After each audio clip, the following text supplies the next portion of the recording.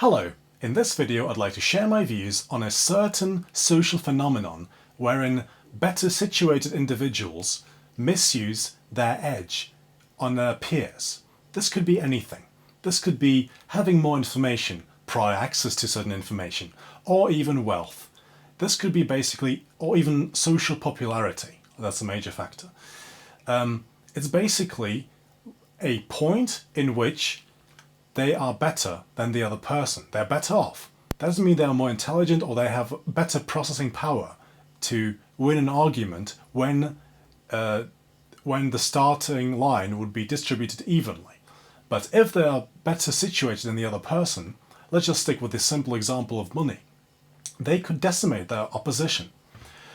Basically, if you have somebody who has more money than the other person, they can buy more.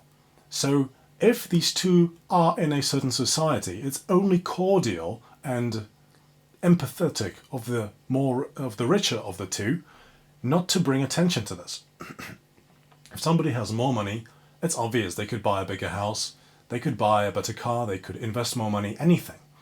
But basically, if they are in the same society, many people I've seen elect to make this a major conversational factor, wherein the other person is basically chased into the corner because they can't really argue here.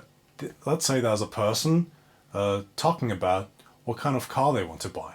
Let's say they have €10,000 at their disposal. They don't know if they're going to get a used Honda Civic or a very old Mercedes. Then a rich guy comes into the room and says, oh yeah, I'm not really sure if I could decide between the newest BMW and the newest Audi. By such remarks, and this is a gross oversimplification, it's not to say this happened to me, I just want to illustrate a certain psychological dynamic which could take place in many forms. But basically by doing so, saying such remarks, they position themselves above the other person, and the other person can't really do anything about it because they don't have the physical money. This could be anything else. This could be also about access to wealth. There's also a certain thing which richer people have, and if they had access to the wealth as children. If your parents were rich but you never had any access to it, it's not going to do you any favor psychologically, really. But if the child has had access to wealth, then they will develop this sort of personality, this sort of charisma that anything is possible, which seems to be attractive to quite a lot of people, because it's always nice to listen to somebody saying that your ideas are always possible, even if it's a stupid, ridiculous idea which has 90% chance of failing.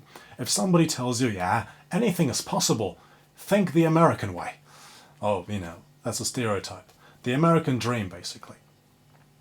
If somebody has been raised in a wealthy family, then they have this to their advantage. And somebody who comes from a poor background can't really compete with this. This person will have to be more realistic in their choosing. They can't afford to have such a grand vision on life that they could do anything.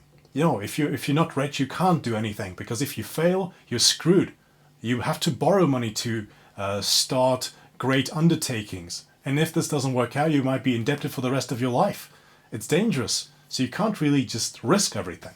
But obviously if somebody's wealthy, for them it's no problem just to waste a couple of hundreds of thousands of euro on some nonsense, because they have money anyway. They're set.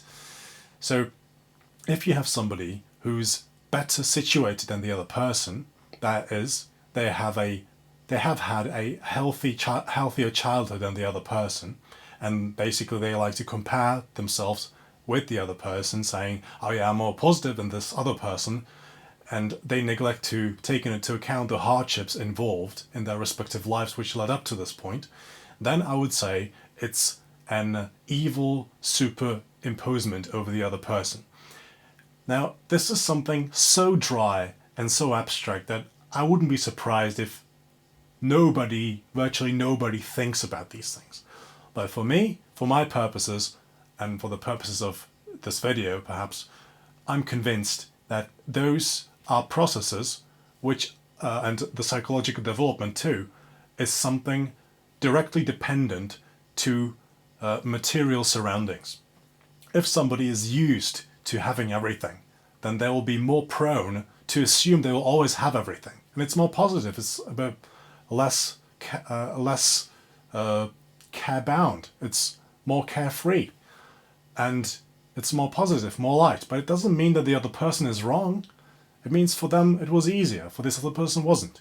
So if we take these two people, this could be, as depicted up till now, a richer person or a person who has had a simple, loving childhood without any care in the world. Basically, this person, if they elect to start a comparison with somebody who is not as well off, then I say they're basically abusing their situation. This could be also the case if somebody suddenly rises to the top in a hierarchy. Let's say at work, somebody is promoted to the manager and suddenly they talk differently to everybody else.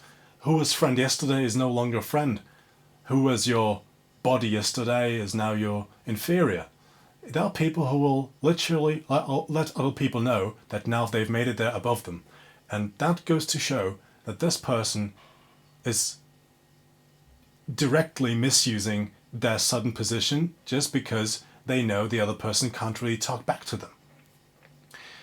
Now, with this in mind, I'd like to say that if we have people who are basically in different classes, if somebody is really nice at core, they won't really bring this to the foreground. They won't really try to elect to speak about wealth or positive, grandeur vision when the other person is present if they're the least bit empathetic.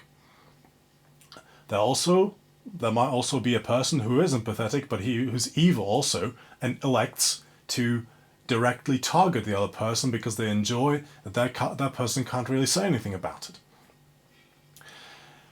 But I'm of the conviction that rich people could be both good and both bad. And the difference is that the rich person who treats everybody the same way, be it their peer, somebody richer or somebody poorer, or somebody more developed or somebody less developed, those are the only sort of true, genuine and nice people. Anything else, I think, is wrong and morally morbid. If you have somebody who is always nice and the same to everybody, pretty much is the Christian stereotype.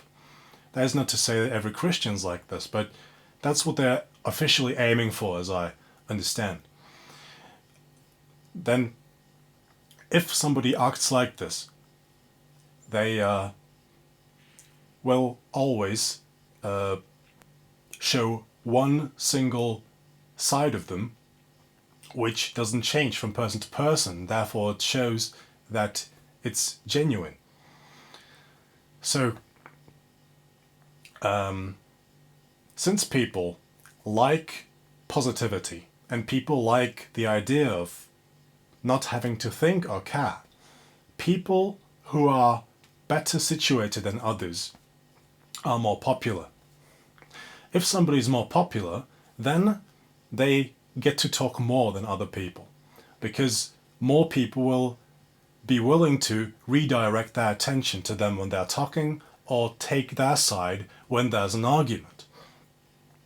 And if there's a person who notices that they are more popular than another person within the group, and they try to leverage this, and it will work indeed, that they will all interrupt this person whenever they feel like, or they will even go as far as to play the king and tell the other person what to do.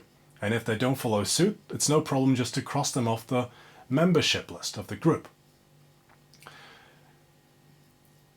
Now, this is also something I would call misusing the position, because as I alluded to before, I believe things like charisma or good looks or empathy are qualities which attract people.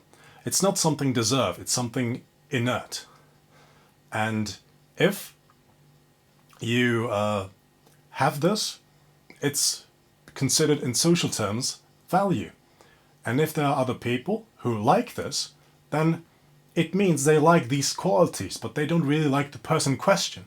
But the person in question, if they use the fact that they get more attention than another person in order to exclude them from a said social group, then they are being cowardly, as far as my opinion goes. Cowardly, because they are not doing anything intellectual. It's like fighting a war with an atomic weapon.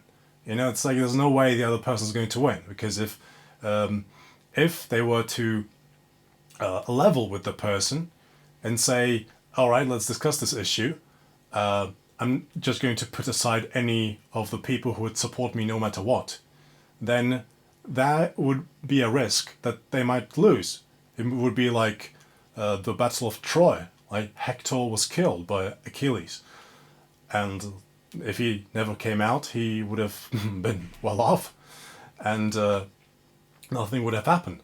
But they want to avoid this, and so they just base their arguments and everything they do, they base it on popular support.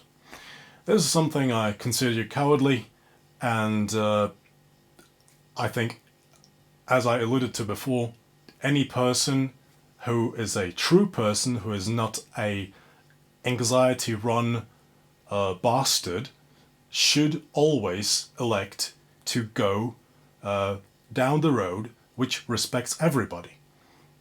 And that's about everything I'd like to say today. Thanks for listening, and bye.